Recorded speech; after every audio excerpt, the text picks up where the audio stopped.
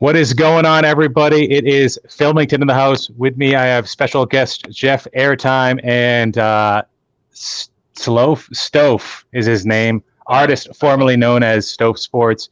We are doing a nice little live stream here. Really excited, anticipating the baseball season finally to come in just a couple days. And fantasy baseball chat is brewing, guys, and we're really excited about this year. I'm not sure if you guys are all doing leagues. JeffAirtime, are you in a league this year? Did you decide to opt out because it was just too hectic with COVID shortened season? Yeah, I was just talking with Mark before we went live, and this is the first year since 1998 that I'm not doing my big money league, my high stakes league, just because there's too many variables involved, and it's a crapshoot, as Mark put it, and I'm doing smaller leagues, but not the high stakes leagues. High stakes? What are we talking? Are we talking like 1,000 a head or what? The IRS is listening. Each guy's usually in for quite a bit more than that, so it's pretty high stakes. Okay. See, I could see passing with those buy-ins, like for that amount of money, with just how random it's going to kind of be. I could totally see that. To me, this I liken this year to if you played a head-to-head league. The problem with, and I know I think Phil, you're a big head-to-head guy. The reason why I don't do head-to-head leagues, I do roto leagues, is I think it leaves less room for luck to take, to take place, and that's why I do roto. Like anyone who does football, I think everybody does fantasy football. You can have the second best week in the league, but if you go against the first person, you're screwed. Right, you lose that week. And to me, that's what I like in this baseball season too. A lot of luck involved with like the starting pitchers. I mean, we'll get into that stuff later, but yeah. I think to your point, I mean, you're looking at a 6. If you're doing head-to-head categories still, or points, you're looking at 6-7 weeks max for a regular season before a 2-week playoff period. It's kind of crazy. You have people not facing certain teams, which is already not fair. And then, as you know, you're facing somebody who has a weak week. Then it makes you look better. So, Stof, you doing any fantasy this year? I'm in a roto league that's been going on since 1983, and it's a bunch of boomers, and they're shook. So there's only like 3 young guys in the league, and we all want to play, but they all say no. Which I think, I don't know. That's a roto league, so it's kind of set up for. I mean, it's not ideal, but I think if you just play for lower stakes, it's fine. My dynasty leagues, we are converting. One of them is going from a head-to-head league to it's going to be like you're simultaneously playing like 4 teams at once, basically. Sure. And then my other dynasty league is just going to a straight points league, and just the top 2 teams play in the World Series. Because even with that shortened season, like on top of that, the playoffs have to start in the regular season, right? So It's even shorter than 60 games. You know, you're talking like 50 games or 45 games for the playoffs. It's just going to be completely bizarre. I think you just kind of have to have the mentality of like, just enjoy the randomness, enjoy when somebody hilarious wins the Cy Young. That like the voters will just have to make them win because like they just absolutely dominated compared to everybody else, even though the sample size is so small. Right. You're going to probably see some sub-1 ERAs from guys that we've never heard of till now. Well, I think pitchers, I think that's something I haven't really heard anyone talk about. That pitchers, I think, normally when the season starts, it's like the hitters are kind of catching up to the pitchers because the pitchers got there first, right? You kind of think that in this case the pitchers even have more time to prepare, but I don't know. I could be wrong on that, but I feel like there's going to be a few guys completely dominating this year. Gotcha. Yeah. So I was supposed to be in at least 2 leagues this year, my 2 main ones, and one of them we planned the draft date. It was I think March 10th, around that time frame. So right when COVID started to pick up, when people started to take social distancing seriously, at least in my area, Massachusetts. That was like 2 days before the draft, and I made a split decision. All right, guys, let's just do this remote. So we set it up. We did it with some technical issues like tonight.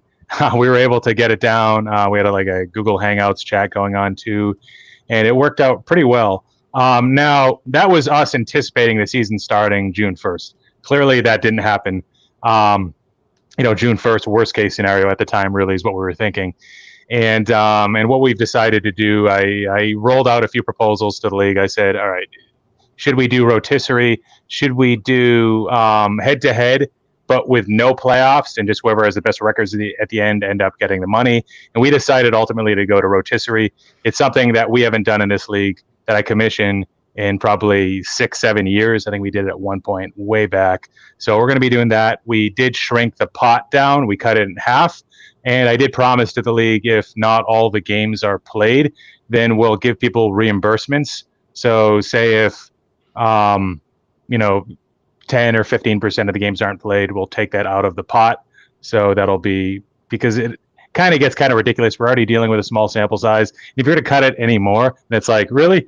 And in my other league, we that's a head-to-head points league versus the first one was normally a head-to-head categories. The points league, we decided to also move it to rotisserie for similar reasons. We also cut down the pot. So that was interesting. We did that draft last night, actually. So I'm excited to definitely do some fantasy baseball. I don't know what it's going to be like with with no fans, with artificial noise, with cutout pictures of faces getting hit by foul balls, no high fives. Yeah, no high fives happening. Some of the hitters are going to be wearing masks, which will be interesting. That seems to be voluntary right now. Of course, we've already had a decent group of people that have already been diagnosed with COVID, Aroldis Chapman, etc. You'll see it on the blurbs if you click on the CVS name, like undisclosed illness. It's probably COVID. In some cases, it's already public. But so I guess what do you guys think? I know you haven't talked about it yet, Jeff, really, but what do you guys think what we're going to be expecting this year with regards to shortened season, just a whole lot of chaos that came as a result of COVID? Well, obviously, nobody knows. Some players have recovered in less than 2 weeks. And then you have people like Freddie Freeman, who actually up until today, they said he wasn't going to be ready for opening day. Just today, I think Walt Weiss was quoted as saying that he is going to be ready, their bench coach. With the fact that it's just we don't know about the virus itself. For some reason, certain people and/or players are recovering in 2 weeks, and some are recovering in 4, 6, 8 weeks. We don't know, and that's just another one of the variables why I was uncomfortable with going with a large fantasy league. What do you think, Stof? Anything else? I think the competitiveness, I don't think the actual product on the field is going to be that different. I think it's going to look the same. I think with the biggest change, just besides the ancillary stuff, like the weirdness of having nobody in the stadiums and hearing the balls rattling around in the seats and stuff, I think the big change is just going to be teams that normally wouldn't be in it are going to be in it, because there's always those random teams that start off, 15-7 or something, and they're not a good team. Well, you start off 15-7, like you have a pretty good shot at the playoffs this year. You know what I mean? Right. So I think teams that benefit, for instance, like my favorite team, the White Sox, I feel like they benefit probably more than anybody in the league, because that's not a World Series contending team, but in a shortened season, absolutely it could be. There's a lot of young guys on that team, and those guys usually get exposed over a larger sample size. The pitchers figure out how to pitch to these guys, but a guy like Luis Robert, I mean, if he starts off hot, they might not be able to solve him, in that short of a time period. So I think that's going to lead to, I'm hoping, some weird teams getting in the playoffs and some weird winners of the individual awards, because that's just funny. I think that'd be hilarious. Interesting that you should talk about the White Sox when they perhaps have one of the most notable players that opted out in Michael Kopech. Yeah, he's got some other stuff going on. He had Tommy John, and yep. I don't know if you heard, the pitching coach reached out to him through the media. It seemed like he was concerned about him. Kopech has he's publicly talked about like depression and anxiety and stuff. It seemed really odd. I hope the guy's okay, but coming off of a Tommy John season kind of makes sense. I don't know. We'll see what happens. And he was getting stretched out towards the end of the last season. So at this point, he's more than 2 years removed from Tommy John surgery, correct? Sure. Chances are that I think they were going to use him out of the bullpen, but that would have been a great arm to come out of the bullpen in the fifth, sixth, seventh inning. Certain guys are going to be leaned on, and because you're not worried about 300 innings that usually would go to the arm of like a Verlander or Bumgarner, and whether they can take it or not. You look at like Jesus Luzardo and the Oakland A's. Like you look at like some of these real talented pitchers, they could be stretched out quite a bit just to try to make that pennant push. So I agree with what you said, Stof. All it really takes is a streak. It doesn't take 2 hot streaks. It'll take 1 hot streak to maybe win the MVP, 1 hot streak to win a pennant for a team. So that'll be really interesting. Another thing I was thinking about was with the universal DH. Clearly, there's going to be some players and some teams that are some players that'll benefit, some teams that will shake up some position battles that were difficult to win in the past. You look at Colorado Rockies, you look at their mess of an infield, and then you see Ian Desmond, who's kind of an outfielder, but he opts out. Then a DH spot could open up space for Garret Hampton, Ryan McMahon, and Brendan Rodgers to play. Before it was always like, we have to wait till Arenado gets traded for any of these guys to really have value, get full-time PAs. Of course, you probably still have Daniel Murphy there. Maybe he moves to DH. I don't know what happens there, but that's interesting. The Cubs, Kyle Schwarber, huge beneficiary of this. I don't know the last time or if he's ever had 550 plate appearances in a year. So that'll be really interesting. He cut his strikeouts in the second half last year. He's a natural DH type anyways. Putting him in left field just seemed weird. But one of the things I think about with the universal DH is you look at the amount of runs that the National League scores on a per game basis. It's going to be less on average versus the American League. A lot of that is because the lineups lack the DH. But now you might start to see some of those numbers that were artificially suppressed down for the pitchers in the NL. And I love Walker Buehler. I love Jack Flaherty. And a lot of these other guys, there's a lot of great pitchers in the NL, a lot of great aces. But you might start to see the K ratios go down a little bit. You might start to see the ERAs and whips go up a little bit. I don't know how noticeable it'll be, but I thought it was worth bringing up. Another thing was just like the lack of role clarity with like a deeper player pool, leaning on certain guys, fewer games. You're going to be trying to win each one versus like, it's not a sprint, it's a marathon. You might see more openers like what Tampa Bay did last year, which worked really well. Jeff, you had something to say? Yeah, I was going to say, and that is the exact reason you were talking about the NL pitchers now facing a DH. That is the exact, it's the main reason, I should say. A lot of leagues, I would say more than 50% of leagues of people that I know, chat rooms that I've been in, a lot of leagues are redrafting from what they originally drafted because they drafted a National League pitcher 2 rounds ahead of where they would have otherwise, knowing that his ERA and whip would be a little better. So, I mean, that alone right there, I think, how I feel about pitchers, that alone, I think, warrants redrafting a league. And a lot of times, I mean, it's not feasible. I mean, in March, a lot of leagues, in-person drafts, people get together. You can't get them together now, of course, with the whole COVID thing going on, and they don't want to do that online when there's a lot of money involved and stuff like that. So right. That's really another issue that a lot of fantasy leagues have encountered. Yeah. All right. Well, let's start talking about player evaluation. Clearly, it doesn't make a whole lot of sense to talk about ADPs at this standpoint. Most people that are doing leagues probably already did their draft, but there's a stacked position this year. It's been growingly strong the last few years. It was a position that wasn't always like that, and it is shortstop. And going down the list, I'm looking at Fantasy Pros right now. There's 4 guys that are kind of grouped next to each other, and that's 12 through 15. That's Manny Machado, Bo Bichette, Marcus Semien, and Carlos Correa, kind of all getting drafted together, maybe 1 round apart. I wanted to get your opinion as to how you would rank those 4 players, Machado, Bichette, Semien, and Correa, and why you would rank him that way. Let's start with you, Stof. I think I'm probably going to go with, as much as I hate to say it because I don't like him, Machado. I think he has this kind of artificial suppression of his value because people don't like him. I think he, in a season of 60 games, I'm out on somebody like Bichette. I have high hopes for him in the long term, but I feel like in a season of this size, you have to go with some consistency. And obviously that's also based on who else you've drafted. If you have a bunch of real consistent guys, yeah, you need to take a gamble. But I'm taking Machado above those guys. And Bichette probably last, and Semien or Correa. Correa probably provides more value where he's getting drafted.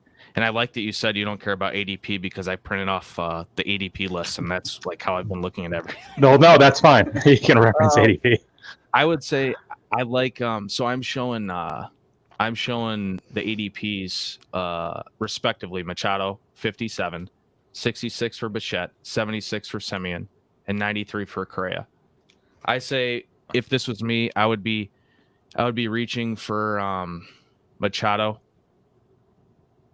if I needed consistency, and then if I missed on him, I would rather just wait and get somebody like Correa much later, because I think he'll compare very nicely to Semien, and Bichette I think is just way too risky for a 60-game season. His floor is nothing compared to those other guys. Gotcha. What do you think, Jeff? Sold Correa. I will take him in the 5th or 6th round every day of the week and twice on Sunday. Correa is going to way outperform those other three. Playing in 30 games in Houston, that little bandbox, compared to Machado. I mean, I know San Diego's much better hitter's park than it used to be, but still, I think what did Machado hit last year there? Roughly 250, 260. Correa's no, yeah, he was around 290, I think. Wasn't he? I'll take a look. Batting average doesn't really. No, I think Machado's average was down there. Mark, if you want to take a look at that, right here. He hit 256 last year. Yeah, 256. Oh, wow. Yeah, Machado's average is down there. Correa in a bad year, Correa will hit 290s. I know a lot of people are down on the Astros, but I was looking at that as a plus for people don't want to draft the Astros. I'll take them because as well. I got Bregman. I got Bregman the second pick in the 3rd round yesterday, and this is a 5x5 league where OBP is a category instead of average. Yeah, that's a steal. And it's a 10-team league, but still, it's like, why is he here? Yeah, it was awesome. There's just a stigma against Astro players, and if you're a smart manager, you're going to take advantage of that. Yeah. Just real quickly to finish it out, I would take Correa number 1, Machado number 2. Last year's darling Semien, I would take number 3, who went undrafted in most leagues last year. Just like Mitch Garver, I think they were the 2 biggest steals in fantasy last year. And just Bichette 4th, just because the Toronto situation in general is a mess. And I don't know. I think I would tend to stay away from a lot of Toronto players this year. Yeah. Okay. So I'm going to be different than both of you, but not too different. So Manny Machado is going to be my number 1.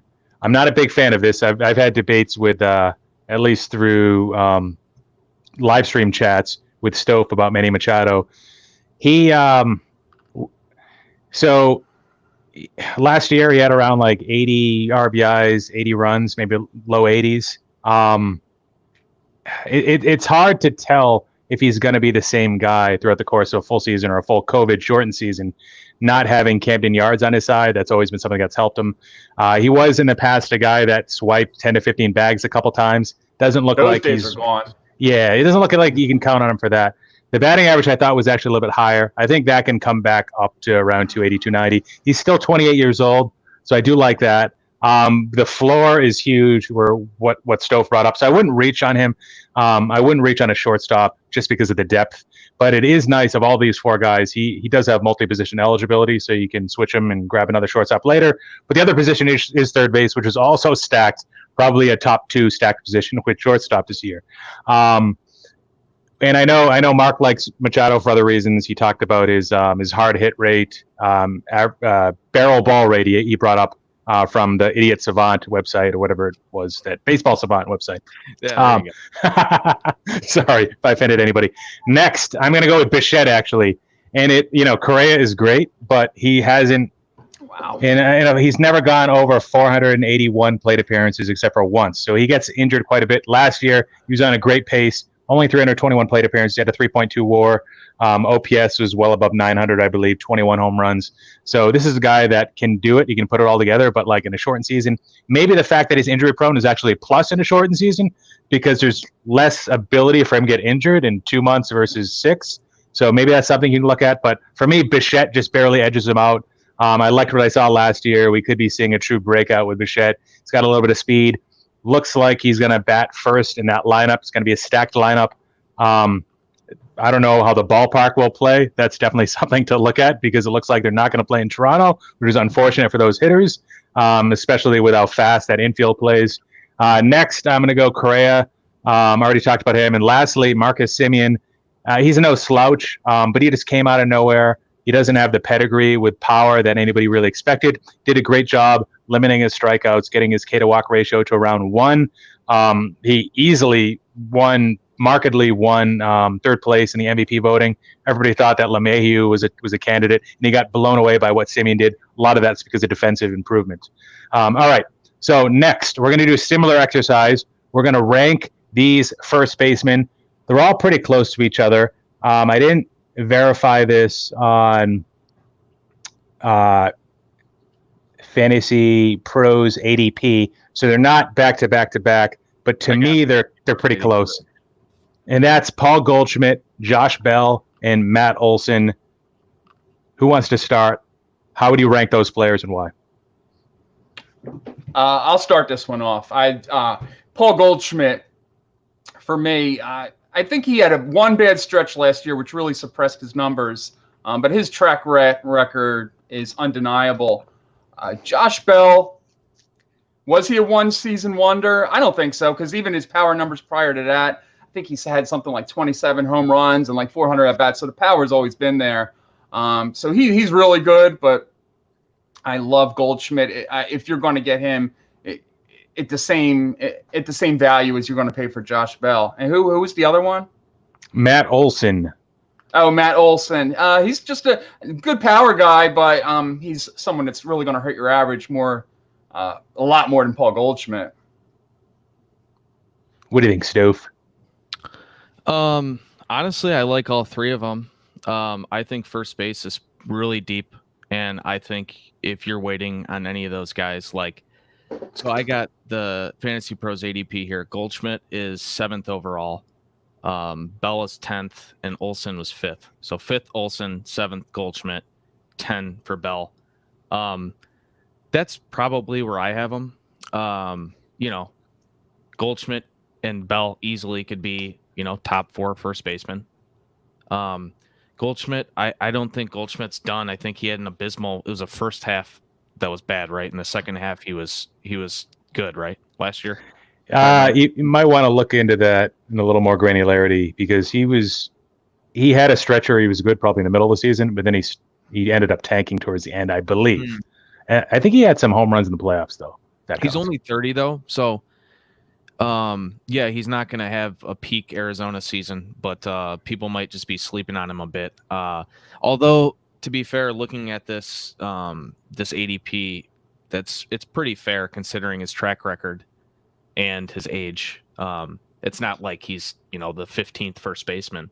So I would probably, because when you're looking at these, it's not just about ranking the three. It's kind of comparing your value versus what the market values them as. That's really what it's about. And of the three of these, I would probably go with Goldschmidt, 65th overall. If I can get him around there, I'd be happy about that. But the three of these guys, I don't think you can go wrong. So Paul Goldschmidt scared me a little bit last year. I guess I read some stat about him. Like he's not catching up to fastballs like he did earlier in his career. So if you look at the pitch values versus fastball and other pitches, and it was fastballs up in the zone. So maybe that long swing is catching up to him. He might have to make an adjustment. But you said this, Stof. I mean, he's not old. He's 30 years old. He's got the track record. If anybody can make an adjustment, Paul Goldschmidt can make the adjustment. So it's a tough call for me. It really is, because you try not to weigh too much what happened last year. You have to look at the broader set of data, 1 to 5 years looking back in regards to what they can do this year. Josh Bell had a very good season. I think he really tailed off the end of the year. He still ended up with over 40 home runs. So I think and the lineup isn't that great in Pittsburgh, so that kind of hurts. I think if it's why would you pitch to him? True. I think if it's a head-to-head points league, I'll take Josh Bell over Matt Olson.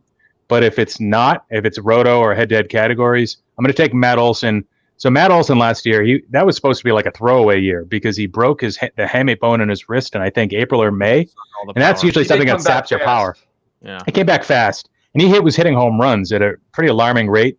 And I think he surpassed Matt Chapman in a lot of power categories.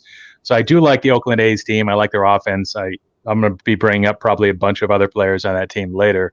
And Olsen made some adjustments probably based on the baseball potentially, and he started to pull the ball a lot more, hit a lot more fly balls, and that clearly helped him. So, and Goldschmidt, I think they're all really close. I don't think you can really go wrong with any of them. Amari Smith said Goldschmidt is 32, so my bad. I mean, that is significant, but the point stands that those type of hitters, I don't think he's done at all, even at 32. But 32 versus 30, you're looking at 4 years away from their physical prime, and maybe there could be maybe the regression last year was real. So sure, that's why. Yeah, but I mean, he's in great shape. I mean, look at him. The guy is. Would you rather have Goldschmidt with his physique at 32 years old, or Vlad Guerrero with his physique at 22 years old?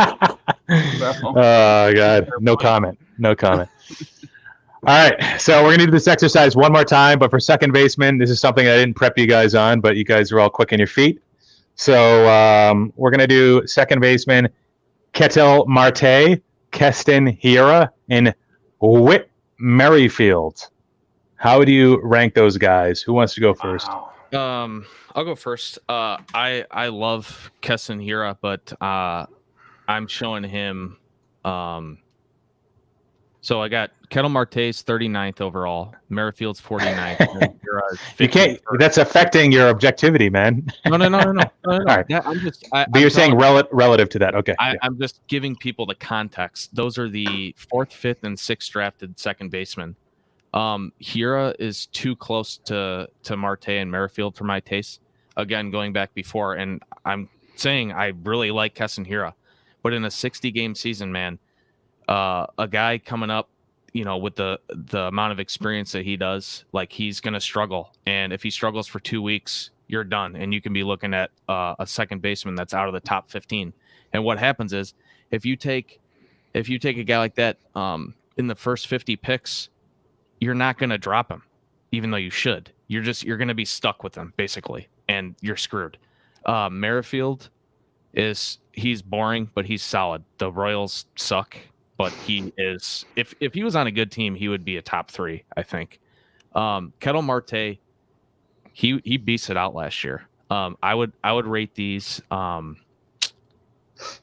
That's the order I would probably go with. But versus ADP, I would probably take Merrifield at 49. I think he's comfortably in the top 30 offensive players. 25. Now, this is going to surprise a lot of people that know me. I will not take Ketel Marte because, remember, we're talking about fantasy baseball, not real life baseball.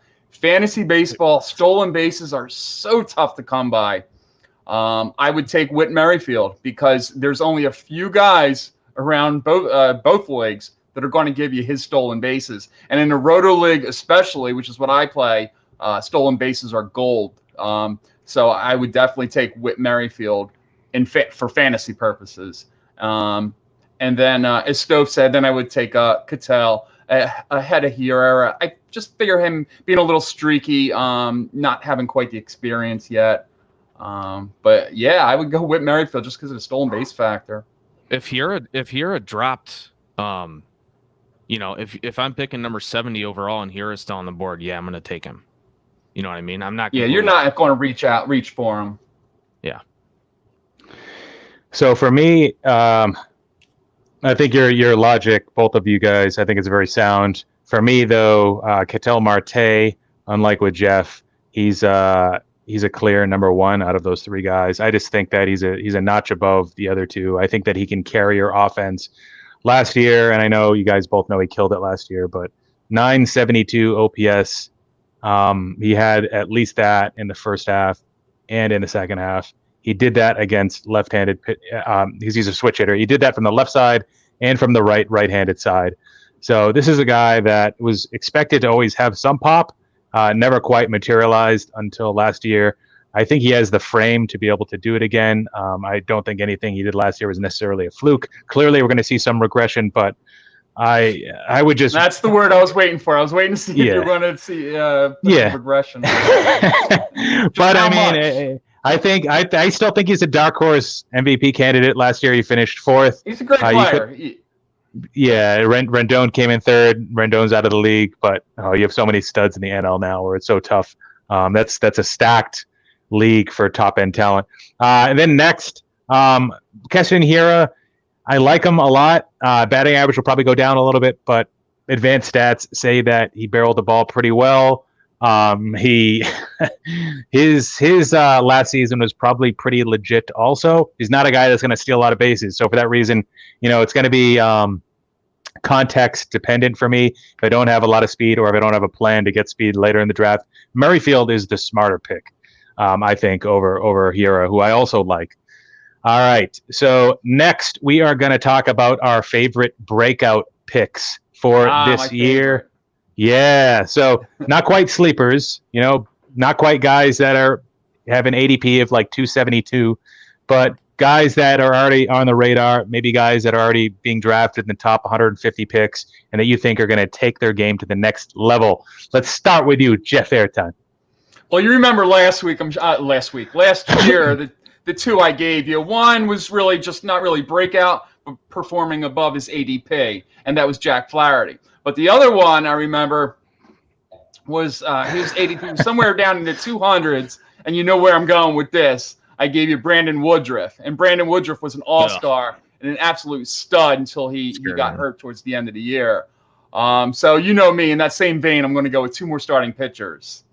Okay. Both of these guys, if Mark would check his sheet, I'm sure somewhere around 150 to 170, and that's going to be Julio Urias of the Dodgers, who I really think can put up comparable numbers to Kershaw, who's going around pick number 50. And the kid gloves are off with him. They're going to let him pitch, deep in the game. Finally. He's still only 22, 23 years old. He's been around since that team in a regular season context, they just really F with their pitchers. They put them on DL trips but that's the great thing about a 60 game season. Right. And the other one would be Dinelson Lamet. I'm high on Lamet. Also, he's somewhere going down around 150, 160. His teammate, Chris Paddock, the opening day starter, is also being drafted around Kershaw level, around pick number 50 to 55, I believe. And Lamet, I would argue, has actually better stuff than Chris Paddock.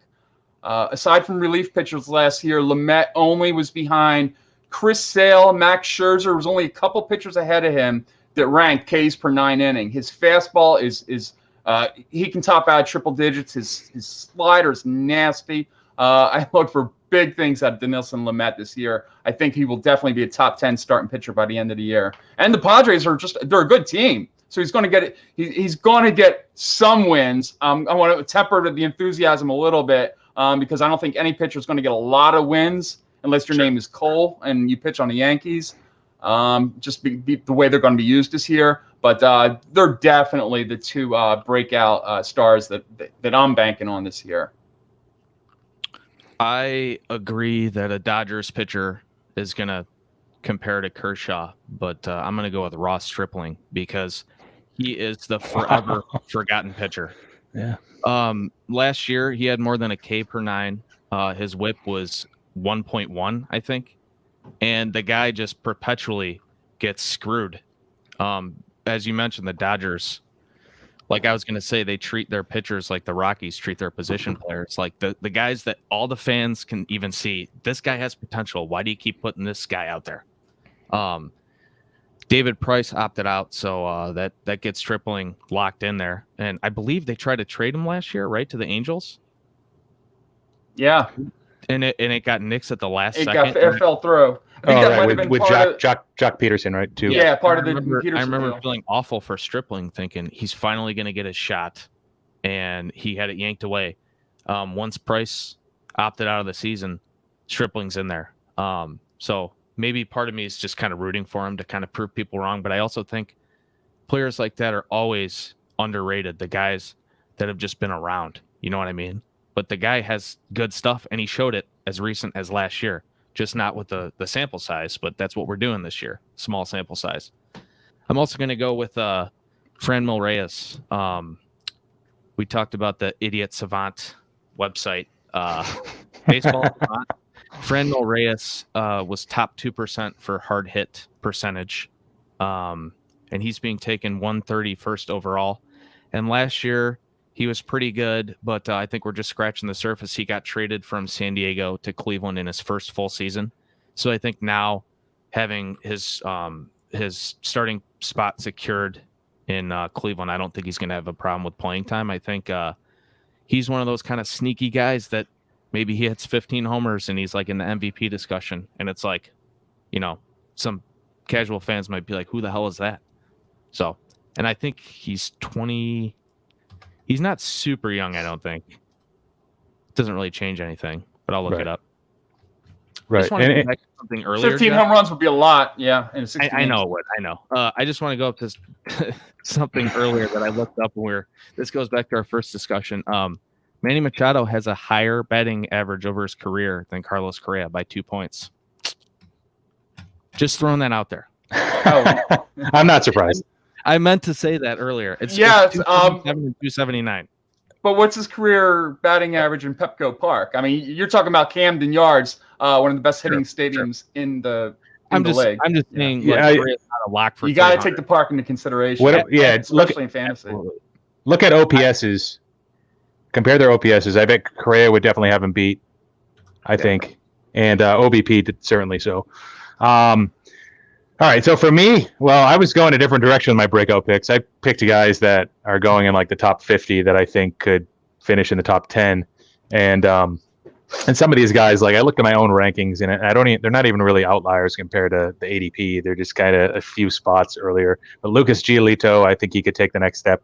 Walker Buehler, last year I don't think he finished in the top 5 for NL Cy Young, but if you look at his peripherals, they were just as strong as anyone else. So he was a little bit unlucky. He's as polished as they come, still under 25 years old, or maybe he's around 25 at this point. Jeff knows I love Walker Buehler. He's not a big fan of his stature in regards to long-term durability versus somebody with more tree trunk-like legs, somebody maybe a little bit taller like Jack Flaherty, who I also like. But at this point, Walker Buehler is more of a sure thing to get 5, 6 K to walk ratio, which is something I really like for breakout pitcher candidates. Yeah, but they're saying Buehler might not even get 5 innings his first couple starts. So let me cross that one off. Frankie Montes, another guy I really like, Oakland A's. He introduced a new pitch last year, splitter. He was extremely effective. Then it went down. He was busted for drugs, steroids, or PEDs or something. No. I like Urias. I like Jesus Luzardo. He already has 3+ pitches, I think. Super young to be able to have that. Chris Paddock can't say that. I don't think Dinelson Lamet can say that. And Paddock's going in the top 20. Luzardo's going in the top 40-ish. I've got him around 32. Can I predict your next 2? You're not going to be able to get him. I'm going to go. I'm waiting for Mike Clevenger and Josh James. James is coming. He's a sleeper. Clevenger, I left off the list. Clevenger showed a lot last year. He just got hurt. He was as effective as Flaherty probably on a per start basis. He was. Yeah. But he got hurt and Flaherty didn't. So Ramon Laureano, somebody I really liked, sneaky speed. He was really good last year. He got hurt. Sometimes people forget the guys that had strong first halves and got hurt for the second half. Showed a potential breakout. Yeah, great center fielder, great arm. Probably made some stupid errors last year, but he's fast, hits a lot of home runs, especially good for on-base percentage leagues. And he's still pretty young. And Yoan Moncada, who I know you love, Stof. So looking at his profile, if you really look deeply into his numbers, he made some adjustments last year. He's more aggressive. He got that contact rate up. With that came the batting average. Finally, it wasn't a detriment to his complete profile and set of numbers. Home runs are pretty good. Those might come back down a little bit because the home run fly ball ratio is a little bit higher than previous years. And, the ball could have had something to do with that. Stolen bases for a team that doesn't run a whole lot. You don't know what he's really going to do there. But looking at guys that are post-peak breakouts, I mean, he's like a classic example. He's one that kind of people forgot how good he was supposed to be. He had a few seasons where he hit kind of like 230, and this could be the year for Yoan Moncada. I love Moncada as well. I think we're all in the same boat on that one. To see him have a full season, and I'm pretty bummed that this is it. But what are you going to do? But I think his batting average is definitely going to take a step back. He had one of the highest. What do you call it? Batting average balls in play, yeah. He had like one of the highest BABIPs, which he's fast, so he's going to have a high BABIP, but it was insane. But I think the power is real, and I think I don't think he's going to kill you for batting average. And with stolen bases, I mean, if you just have a handful of stolen bases with the nature of today's game, like Jeff alluded to earlier, if you get 6 stolen bases, like that's good. You know what I mean? And he's good for that, in my opinion. Easily. Obviously prorated for a 60-game season. Yeah, 37% of a normal season. So I was looking at this, like 11 home runs becomes about 29. Sorry, I'll talk about that later. All right, so what about sleeper picks? Did you guys already use up all your pistols here? Do you have any other sleepers that you want to mention? Well, to me, sleepers are between 250, 300 range. So I jotted a few down. If you want to go really deep, a lot in the 300 range. Got Tom Murphy, Seattle, had 18 homers last year. I want to say he only had maybe 400 at-bats, which is a lot. But, I mean, that's 20 home runs out of a catcher that you can get really late. Luis Arias, I know a lot of people are high on him. I think I saw earlier Joe Mansman mentioned in the chat, is there going to be a 400 hitter this year? Luis Arias is one of those guys that can make a run at it. I know I see you shaking your head. Yeah, but, there's only like 10 guys that could do it. LeMahieu, McNeil, Soto, Yelich. Well, not Trout really, but I mean, yeah, he's definitely one of the few names. Yeah. Arias, I mean, he's the hardest in the league to strike out. He hits line drives.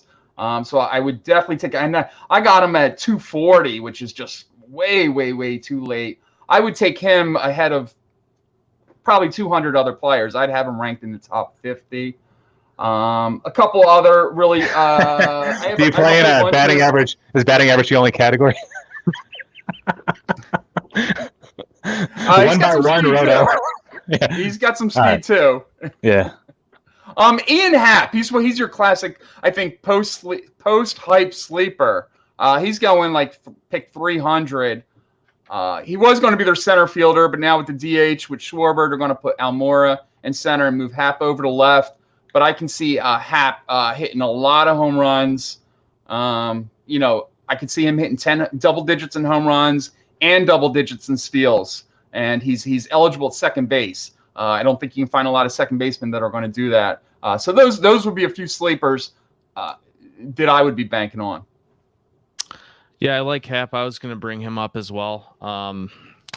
When you're taking a guy, with your last pick, you're not banking on him producing for you. There's different mentalities, but I think with your last pick, you want to take the guy with upside. And a guy like Ian Happ, especially in a shortened season, he's got the pop that he can get hot and be a top 100 player, no problem. That could win you a league. He's that type of guy. I had Carter Kieboom in here. I haven't really heard anybody talking about him, but he's got the prospect pedigree. Obviously, he's on a great team. He has, in my opinion, he has a path to playing time. I don't know what the plan is for them, but I don't think he's breaking with the team. I don't believe, but I'm sure they'll just bring him up after the first week or whatever. So he's kind of the guy that you would take with your last overall pick. Other than that, don't reach for him at all. I mean, he's 323rd overall. But yeah, my big kind of sleeper pick would be Ross Stripling. I think, you know, will he win the Cy Young? No, but could he? Yes, he absolutely could. I have high hopes for Ross Stripling this year. I think he's going to surprise a lot of people. Yeah, so with me, and forgive me, I haven't done extensive fantasy research since March, but Josh James, not sure how that rotation situation is shaking out, but Jeff knew I was going to bring him up, and I'm bringing up Josh James, really high. He's got really great stuff, really nice caper 9. Never really been given a chance to start, but I think the goal is for him to eventually be a starter, and I'd like to see what he can do. I mean, this is a guy kind of like low risk, low reward, or low risk, high reward type situation. So I wouldn't be spending like a top 200 pick on him. Next, if you don't have a lot of steals like I didn't last night, Garret Hampton. He's failed in his first few rendezvous in the majors, but this could be the year that he potentially provides some fantasy value. He could have a decent average. Colorado's only going to help him. Brendan Rodgers, I could see the situation benefiting him with the universal DH. Talked about that. Kyle Tucker with Yordan Alvarez, who I really, really like, being out with an undisclosed illness, which I think might be COVID. Looks like Kyle Tucker is going to be the guy benefiting from DH at-bats. Michael Brantley is always injury prone. There's got to be a way for them to find more at-bats for this guy. I mean, he was a top 5 prospect for a while. 30 potential. He's got steal potential too, which a lot of people forget. Last year in September, I think he had like 80 to 100 plate appearances with the Astros, and he did pretty well. And he's a left-handed hitter that actually hits lefties quite well. Small sample size, but J.D. Davis, Mark Canha. If you're playing in leagues with 5 outfielders, I think those guys could be very useful. Mark Canha last year showed some power. He's also a plus if you have a league that counts walks, or if it's a points league, or one that counts OBP. Kind of like those guys as late flyers. All right, guys, what about bust picks? Who is going to be absolutely terrible this year and useless? Mark, you want to go first? Yeah, sure. Compared to their ADP or just in general? I think compared to ADP. Well, yeah, because my biggest bust pick is probably kind of controversial, but I am not saying by any means that he'll be worthless, but I don't think there's a riskier person to draft than Pete Alonso. I don't think anybody has further to fall. And in a shortened season, I know I keep bringing this up, but in a shortened season, like, he is basically a home run only hitter. If he has a bad stretch where he's not hitting home runs, he's done, because even last year he didn't have a high batting average. The Mets aren't very good. I don't think the counting stats are going to be great. I don't think anybody has further to fall than Pete Alonso. I don't think he's a bad player, but I think super risky. Right.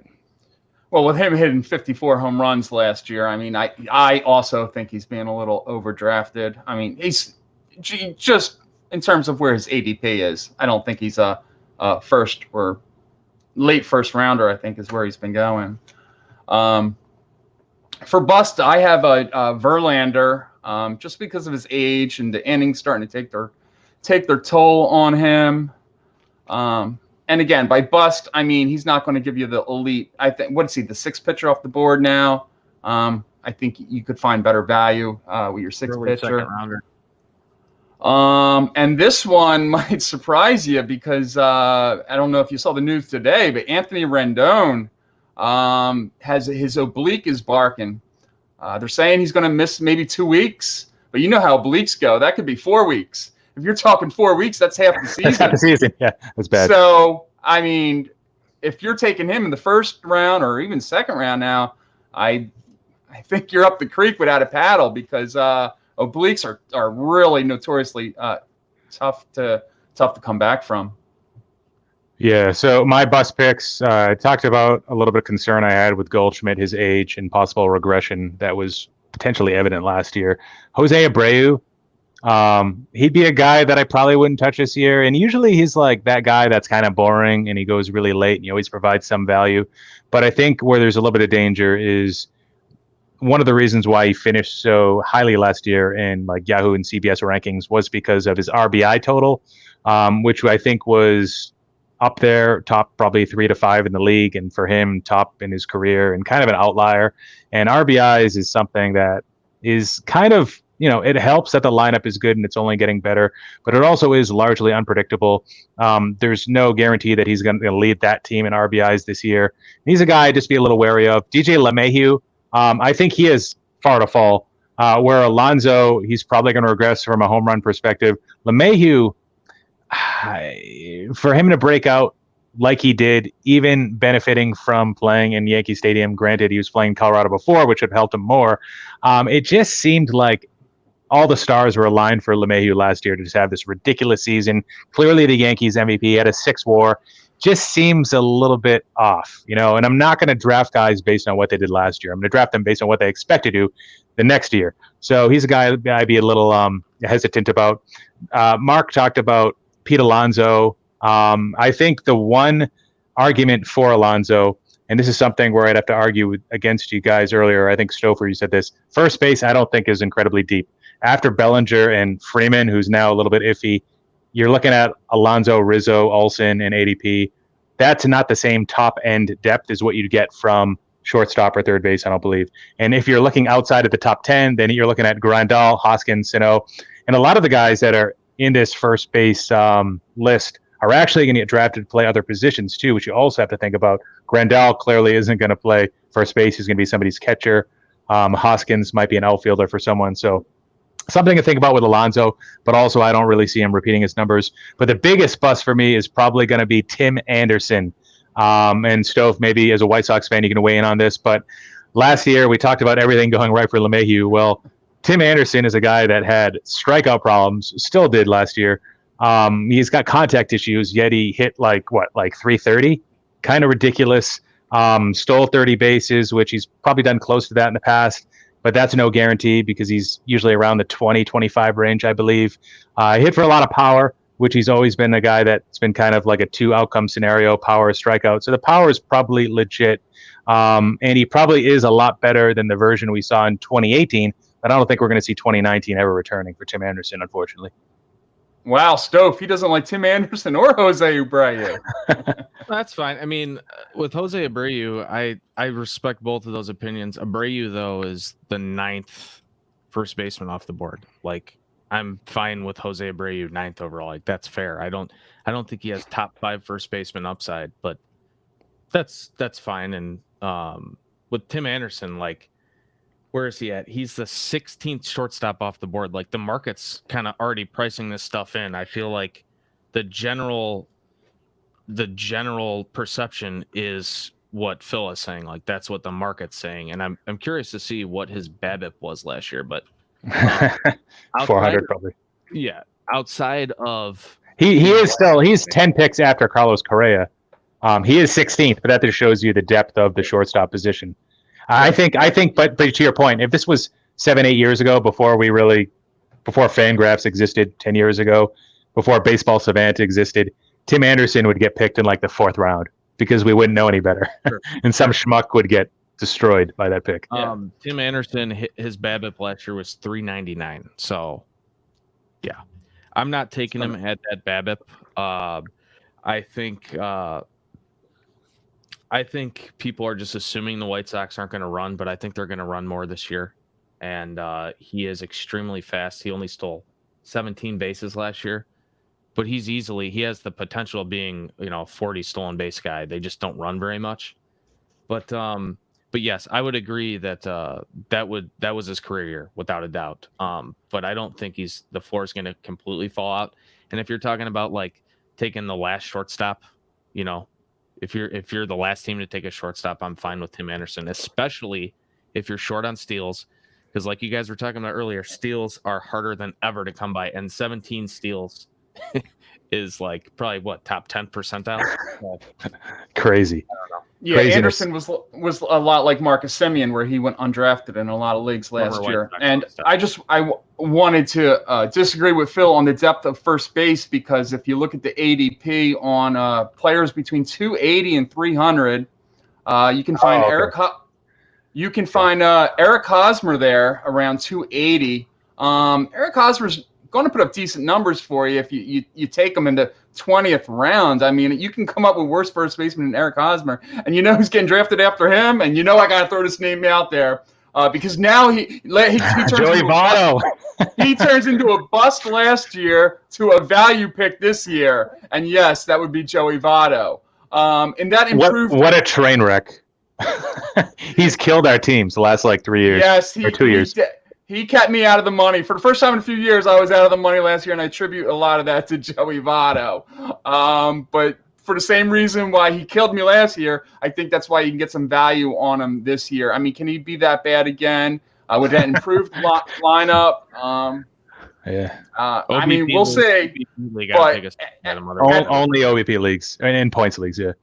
Yeah. At pick 290, I definitely would take a stab at him. Even points leagues, he didn't get many extra base hits last year.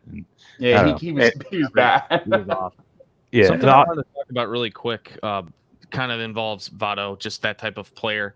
I've heard this general consensus, and Phil, I heard you talk about it earlier. I have to disagree with the overall philosophy. You're talking about a player that might be injury prone in a shortened season, having less of an opportunity to be injured. I see where that logic comes from, but one DL stint being 15 days, right? Is that still the rule? Is it going to stay in effect? Well, it went to 10 last year. Did it go to 10? Okay, fine. But let's say a guy misses, 15 days or whatever. They're playing a game pretty much every day. That's 25% of the season for a string. You know what I mean? So these injury prone guys, they're so risky. Where I would jump on the value in a longer season where you have more of the time to recoup the value from it. If you're taking a guy, Byron Buxton, latest injury notwithstanding, there's a good chance you're going to miss 25% of the season from him. And that's fine with the later part of your draft. But if you're doing that, in the first half of your draft, you are setting yourself up for massive disappointment and tears. Yeah. I think if you draft a guy that's currently injured, I think that's a big mistake. Chapman could miss half the season, could miss the whole season. I still think with pitchers that are injury prone, I still think they get a bump with this format because they can just play through it, right? Just play through it. And there's certain guys that aren't prone to the style play injuries. They get the fluke injuries, like Giancarlo Stanton, maybe, where maybe this benefits him because maybe he won't get hit in the face with a baseball, or Corey Hart, or was it Joel Zumaya who hurt himself playing the Nintendo Wii? Hunter Pence that tripped through a plain glass window or something. I don't know, but I think Carlos Carrasco just hurt himself washing. I think he cut his hand washing dishes or something like that. But yeah, you always gotta. Before we move on, we were talking about bust and breakout. I think the one thing we need to mention are with the truncated season and everyone using the DH, it's going to give value to players like if you're really deep in the draft, Adam Duvall. I saw Joe mentioned Howie Kendrick. These players are going to be factors now because they're going to be DHs on National League teams, where if you drafted a couple months ago or 3 months ago, these players are probably still available on your waiver wire, and you want to jump on them. Indeed. All right. So a lot of people in the thread or in the chat are asking about prospects that might get called up that might make an impact this year. So do you guys have any hunches as to the types of prospects that are currently part of the 60-player pools, which is pretty much all the prospects that exist that are notable at this point? Even guys that are 18 or 19 years old, like Marco Luciano, Bobby Witt, they're in the player pool. Wanda Franco, but I don't think you're going to see him. So who do you guys think are the types of players that might get called up after the first 5-6 games? After that prorated full season of service time passes, whatever they're doing, 172 games becomes usually it's like 2 or 3 weeks becomes 6 days. So who do you think could make an impact for the latter 90% of the season, I guess? Well, for me, it's all about opportunity. And as I mentioned before, I'm really high on the Padres this year. And I think after, I don't know, what's a third of the season going to be? 20 games? After 20 games, if they're 13-7, I can definitely see them tapping Mackenzie Gore to make a few starts. I know he's only 21 years old, but I think they would fast track him if they were in the mix and they can go for it. In the same vein, I would say Nate Pearson for Toronto, but I don't see Toronto being in the mix. So I think they just might hold him back and not start the clock on him early. As with Casey Mize, I don't think there's any chance Detroit sees him this year because they're definitely not going to start the clock on him. But out of those three, I would say Mackenzie Gore is your impact arm to go with this year. On the thread of opportunity, I think there's no more opportunity for any outfield prospect on any team than the Angels. You have the best player in baseball might miss extensive time. Brian Goodwin picked up off of waivers. Justin Upton is like 800 years old. Joe Adell, I think Joe Adell, you can pencil him in for 40 games, and he has massive upside. I think so. I'm showing his average draft pick 242. So take him with your last pick. Again, like going back to what I said earlier, those are the types of picks that can win your league. If they call him up and like platoon him, or there's anything going on after that first week, just cut him immediately. And that's something that I wanted to hit on again, just to reiterate. If you're playing fantasy this year and somebody's like not playing or they have a nagging injury or whatever, once you draft, that's over. It doesn't matter where you drafted anyone. You got to cut people and you got to move on, because it's just going to be churn and burn. Because guys, all of a sudden you'll realize you held them for the entire season and they barely played. I like Nick Madrigal for the White Sox. Their current starting second baseman is Leary Garcia, who is a utility infielder. They're clearly he's just a placeholder, just waiting for Madrigal. Madrigal's the kind of guy that you don't just draft without considering your team structure. If you need runs, batting average, take him with your last pick. But if you need power, anything like that, don't take him. He's a guy that I hope can grow into that, 18 homer, but he's more of a gap power guy. He never strikes out. The floor's pretty low for him though, coming up, but there's not a ton, in my opinion, there's not going to be a ton of prospects making a huge difference this year. I think teams are going to err on the side of conservatism with the shortened season and just wacky stuff going on. Like I think the Rays in my opinion, the Rays are probably the smartest team in baseball. They get the most juice out of the squeeze, and because of that, they wouldn't do something wacky like call up Wanda Franco. I mean, as a baseball fan, I would love to see it, but Kira, obviously he's still under the rookie limit, but Lux will be up, but I think Joe Adell, in my opinion, he's probably the prospect I'm the highest on. I'm sure I'm forgetting a few. Yeah, so with me, I look at the list of guys that might be able to get called up, and Joey Bart, Alec Boehm, Jared Kelenic, Joe Adell, Dylan Carlson are some of the names I think about from a hitter standpoint. And I think it's going to come down to two variables. It's going to come down to, first of all, have they completed their natural minor league development cycle? Are they major league ready, basically?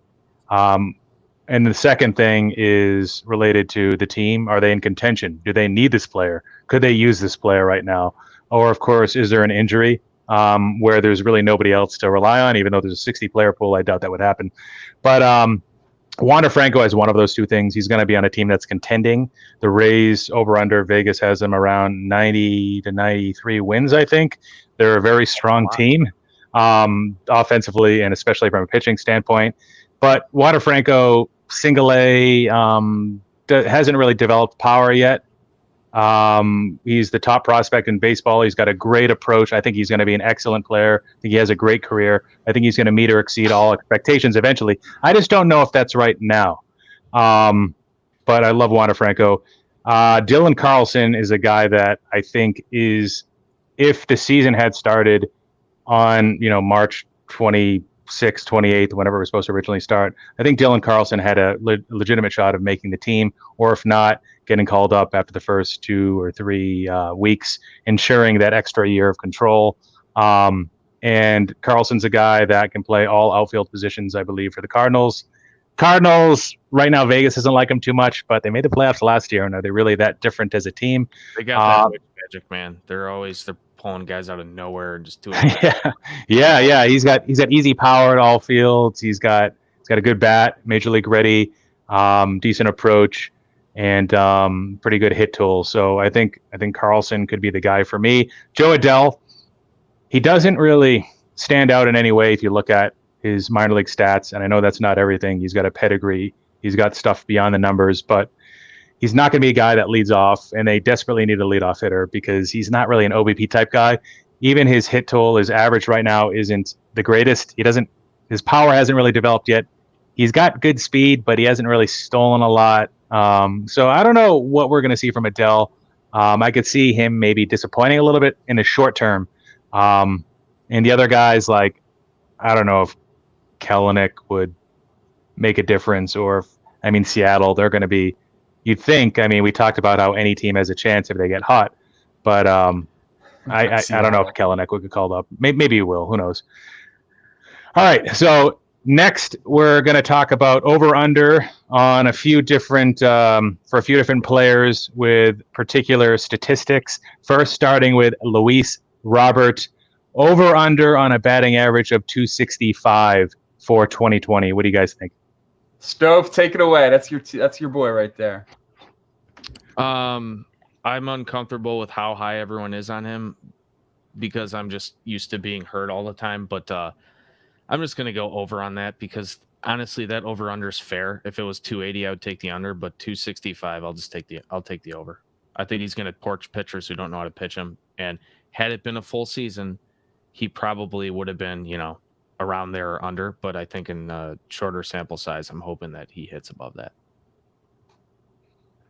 Yeah, I think that's a great number because I think it's going to be right around there.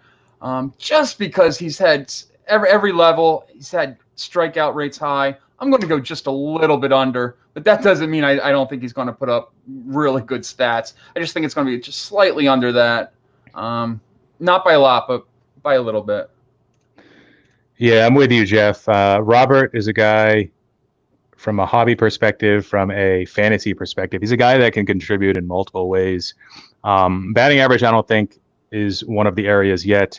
Stof brought up a great point. In a short sample size, maybe pitchers aren't able to figure him out. Maybe he's not needing to adjust yet. So maybe you see a real hot first month where he hits well above 300. And that's enough to carry his batting average for the rest of the way. But I'm saying slightly below 265 for Robert. Doesn't mean that I don't think he's going to hit a bunch of home runs, because I do. Next, also with Luis Robert, he's a guy that's projected to steal a bunch of bases as well. 10.5 stolen bases, over or under. And just to do the linear extrapolation with a full season, that'd be 28.4 stolen bases in a full season. I'll take the under. I don't think he's going to get on base a ton. 265 is probably fair, and the White Sox just don't really run. And I don't think. I think with those two things coupled together, I'll take the under on that. Yeah, I second that. Just with the analytics in the game don't support running anymore, and I don't even know if we'll have more than 10 or 11 attempts, let alone stolen bases. So I would definitely take the under on that. Even though he's got the speed, I would take the under. Yeah, me too. Easy. Can still 60, but sorry. Yeah, I was going to say easy call for me. White Sox are close to the bottom third of the league, I believe, in stolen bases. They have a lot of athletes. They just don't like to send them a lot. Stof brought up some great points about his ability to make contact and get on base. One of the knocks on him was that he swings too much. He's not selective enough. Frank Menachino, his AAA coach, was hoping that he'd have a full year in AAA and another year with him this year if there was a minor league season, which obviously didn't work, and it wasn't going to happen anyways because he got signed to a major league deal before COVID even happened. All right, so Fernando Tatis, 300 batting average. Over or under? Last year he did well above 300, I believe. Over. I'm loving the San Diego players this year. I love Tatis, but that's an under. Yeah, with that offense, I think he'll get a share of infield hits. He's got the speed. He hits the ball to all fields. I'm all in on Tatis. I think he's going to get his share of stolen bases as well. I like Tatis. I'll go over. I like Tatis as well. I think in general, you don't see that many above 300 seasons like you used to because guys sell out for power. I was looking at the StatCast data for Baseball Savant. I know I've mentioned this a bunch, but it's a really cool website to see. It's completely objective based on StatCast data. So it's people a lot smarter than me figuring out, if a person hits a ball at 90 miles an hour, this percentage of the time it falls in for a hit, yada, yada, yada. Long story short, I looked at the expected batting average for Fernando Tatis from the StatCast data from last year, 260. 260 expected batting average based on how hard he hit the ball and where he hit the ball. So that leads me to believe that that's an easy under 300. But I do like Tatis, but I think he can be a phenomenal player hitting 280 even. Yeah, that's interesting. That stat that you brought up, because batting average balls in play doesn't always tell the whole story. Some players just put up higher batting average balls in play, and throughout their career, they're going to have a better average batting average balls in play. But with Tatis, for me, yeah, exactly. With me, Tatis, he strikes out a little bit too much. He hit for a high average last year, but it wasn't even really a full season, probably closer to 2/3 of his season. So, and I could see pitchers maybe figuring him out a little bit more. I think luck had a bit to do with his 300 plus average. So I could see him probably hitting closer to 270 versus 300 even. All right, next, Juan Soto, one of my favorite players, at least from a hobby perspective. Batting average 310, over or under. For me, I'm going to take the. Sorry, go ahead. I think it's tough. I'm going to take the under on Juan Soto, not because I don't think he's a great hitter. I just don't know why you would pitch to him in that lineup. I think he's going to be forced to go outside the zone, which is something he hates to do. He's got great plate discipline, but I think I can see him getting frustrated at some point and leaving the zone just because he doesn't have a lot of protection around him. For that reason alone, I got to go under 310 for Soto. I'm going to take 310 in this current era. I'll take the under on any player in a given year. So even though Soto is, in my opinion, a top 3 player, I'm going to take the under on that. Thank you for prefacing that statement by saying he's a top 3 player. All right. I'm going to take the over because I think he's otherworldly good. I just think he's capable of everything. Anthony Rendon not being there, that is a very realistic concern that I hadn't exactly thought of yet. But guys emerge that aren't expected to do things, and maybe Carter Kieboom's that person, maybe Victor Robles is that person, maybe Ryan Zimmerman will come out of half retirement and play and he says he's not retiring. I know. I want to say I had him in my big Roto league last year. I want to say Zimmerman had like a really good first week last year, so he might not be done. Maybe that was 2 years ago. I don't know. All right, last over-under is going to be Vlad Guerrero, 11.5 home runs, which I think extrapolates to around 30. It does, and that's what I did. I saw that 11.5 number. I'm like, so where did that number come from? So 162 divided by 60, and 30 homers. I'll take the under because he's not going to play every game of the season, and he has the ability. He obviously has the ability to be a 30 home run hitter, but I'll be conservative and take the under on that. Even though it sounds ridiculously low, it's not. And I'm going to take the over, even though I am admittedly not the biggest Vladdy fan. I just see a lot of people hitting 11 home runs. In this day and age, everyone's hitting home runs. I think everyone in the Twins lineup is going to hit 11 home runs. I just think it's going to be fairly common this year, just like balls were flying out last year. So Even though I'm not the biggest Vladdy fan, I'll go over on that. Yeah, one of the things that bothered me about Vlad is people kept on saying, well, if you roll out his first 2 months, he's been really good. He's had an average of 310. It's like you can't like cherry pick sample sizes like that, because you could do the exact opposite to make a counter argument. And then even Vlad, I mean, he was supposedly so great after like July 15th, and then he got injured, and that maybe affected his performance in September, which he wasn't good. Guys like Eloy were popping home runs left and right against, AA pitching, and Vlad wasn't able to do that. So, but having said that, Vlad, I think the peak of his career is going to be 2020, 2021, 2022. This is when he's going to show mammoth power output, and I think he's going to be able to get over 11.5. Jeff brought up a great point. Everybody's hitting 30 home runs these days, so why can't Vlad not do that? Did you not see the home run derby? They're not going to get breaks. They're going to play like every single day. These guys are going to get, especially Vlad Guerrero. Have you seen him? It's like Prince Fielder. You think he would have played 20 games in a row? I don't know. I don't think so. Maybe he did. Yeah, being a DH will help. Not being good when you're getting comparisons to Prince Fielder, by the way. No, not at all. I just want to answer the chat real quick. Great Lake Break said, any sleeper closers? And I'll give you a closer that doesn't have a job yet. I think Daniel Hudson will take away Sean Doolittle's job at least 2 weeks into the season. I'm going to go out on a limb and say Daniel Hudson. Don't draft closers early. Don't do it, especially this year, man. It's going to be the wild, wild west. And I agree, and I'm usually that guy that starts the closer run.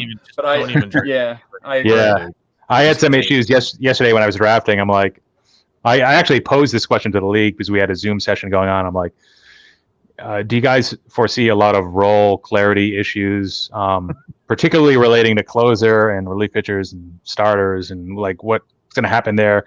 You got more players, deeper pockets of talent, waiting in the wings, and nobody could really give me a good answer. So, but it's a roto league, and you can't give up on those saves, as Jeff knows. So just drafted the closers anyways, and I'll just hope that Aroldis Chapman ends up getting saves. He's got to get healthy first. All right, MVP. Really quick before we continue, the chat just owned me. Shui Diskine said Prince Fielder played 162 games in a row, 4 out of 5 seasons. So if that's true, I concede defeat. Right. Well, he also was on a vegan diet for some of those years, probably. Oh, I'm looking at his stats. So that was a horrible comparison. I don't think Vlad. I don't think he will. But all right. Understood. All right. So we're going to wrap this up soon, guys. We're at an hour and 17 minutes, I believe.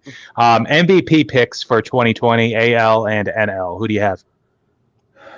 I'll go first with my AL. I'm going to go out on a limb and be a little unconventional here. I'm going to go with Garrett Cole, a pitcher winning the MVP award, because I can see the Yankees trying to get their money out of him. They're not going to have kid gloves on him like a lot of the pitchers around the league. I can see him going out and getting. Well, they're all going to get 12 starts. You figure if they stay healthy. So I can see Cole winning 9, 10 games with that offense behind him. And I think the Vegas odds has him. It was either 40-1 or 50-1 to win the MVP. I would definitely, Ron Fig, if I were you, I would definitely put some action on Garrett Cole at 40-1 for sure. In a shortened season, anybody can win, and I figured I would make my pick based upon that. So I absolutely would not bet on this guy unless the odds were tremendous. But Mel Reyes. He hits 16 homers and wins the MVP. And then the NL, to balance it out, I pick, an obvious choice, Juan Soto. He's going to hit 309 and win the MVP. Good 309. And back to me with the National League pick. I'm also going to go with an obvious choice. Dodgers. I see the Dodgers doing really good things this year, despite the Padres, I think, breathing down their neck. I think Mookie Betts, batting leadoff for them, is going to score a ton of runs and really set the table well for that club this year. I can see Mookie Betts winning the MVP. For me, the dark horse American League pick was supposed to be Austin Meadows. That didn't turn out so well, but I really liked what I saw from him last year. It's no longer prerequisite to have your team go to the playoffs to win an MVP award, but I think the Rays will be in the playoffs. I think he's going to have a really great season. I think the AL would be wide open if Trout ends up missing time. I think that'll be really interesting. Truly, I think literally anyone can win. Alex Bregman's another guy who I'd naturally pick because, the trash can thing, he cheated, but a lot of this argument can actually be used for a lot of the players on their team from last year. They were better on the road for more seasons than they were better at home. So if you look at their splits, Bregman, 2 of the last 3 years, OPS wise, stronger on the road. Same thing can be said with, I believe, Altuve, Correa, and Springer. You can at least make an argument where it's not like one-sided, one way versus the other. And then, you can also make the argument, well, what year were they really cheating? Was it just 2017 or was it others? So if you just isolated 2017, then maybe make more arguments against the Astros. But Bregman, it was close last year. Trout didn't win by a landslide. The AL race was closer than the NL. Kind of surprised me by a bit because I thought Yelich was by far the best offensive player in the National League. Just there was a great defensive edge in Bellinger's favor. But Bregman could be a guy that I could see winning it. But, it could really be anyone. And I think Trout's chances, even if he had played a full season, go down because of the small sample size. Now, NL... Ketel Marte is a dark horse pick I have, but I think Ronald Acuna is kind of the safe guy. And I know he's the favorite, but he's just so good and he just contributes in so many different ways. Unlike Juan Soto, he's clearly an above average fielder already.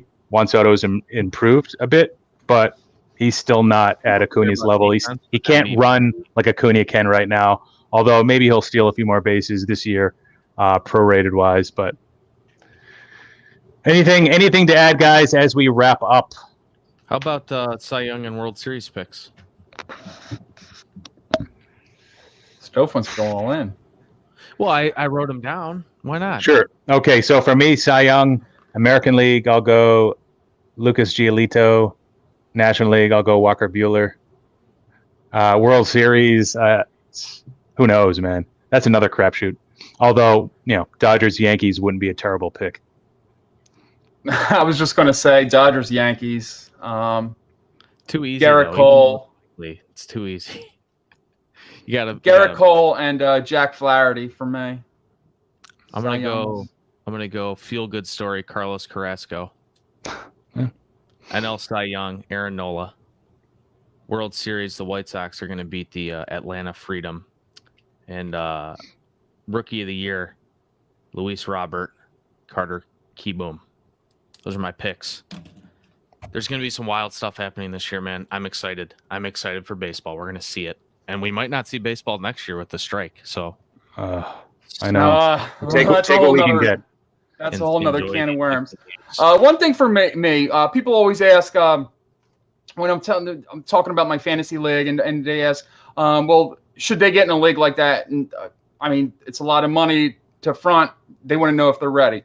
Phil, I don't know if you remember last year, I asked you, we were talking about, we're ready for a show or whatever. And I was like, and I specifically mentioned to you, the Seattle catcher, do you know Omar Narvaez is? I was like, and that's a good indication. I think if you take a player like that every year, he turned out to have a pretty good year last year. He had like 20 home runs. So if you know a player like that, you're ready for a draft. This year, my question is, do you know who the closer is for the Seattle Mariners? If you can answer that, then you're ready for a big money fantasy league. If not, I would say tend to stay away from them. Play in your Yahoo Friends and Family League, whatever.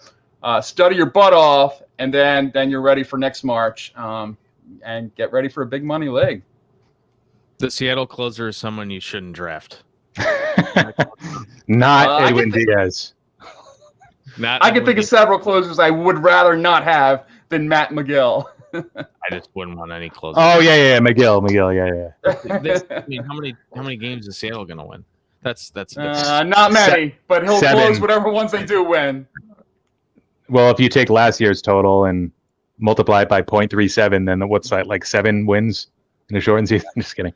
All right, they're guys. better than Baltimore. They're better than Baltimore. Yeah, there's a lot of bad teams. There's a lot of disparity. Yeah, the Pirates are really bad. The Tigers are really bad. There's a lot of bad teams. All right, guys. Well, That is it for today's live stream. I want to thank you guys, Stof and Airtime, for joining. Thank you, everybody in the chat, for being with us and staying the entire time if you did, or just checking in now, or for those that are watching this on replay after I upload this. All right, guys, that is it. Thank you for joining, and can't wait for baseball season to start. It's going to be awesome. 2 more days. Football. Enjoy the baseball season.